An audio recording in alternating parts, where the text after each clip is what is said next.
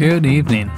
Cooking Conspiracy is back, and we're going to teach you how to clean a flat top stove. Works for induction and electric. You're going to need vinegar, baking soda, toothpaste, toothbrush, and a sponge.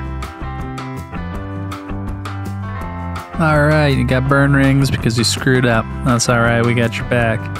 Cover it with baking soda here. Be nice and liberal here. Then you're going to hit it with some toothpaste, put that on a sponge, spread it out evenly, make sure you cover it. Say hi to Penny. Get all that carbon buildup, it'll be alright. Now add a little bit of vinegar to the mix here. It'll foam up a little bit, spread it out evenly, cover everything, get it all. Little circle patterns work great. And then you're going to allow it to sit to fix whatever problems you have for the next 30 minutes. Now brush any stubborn spots off when you get back with the toothbrush.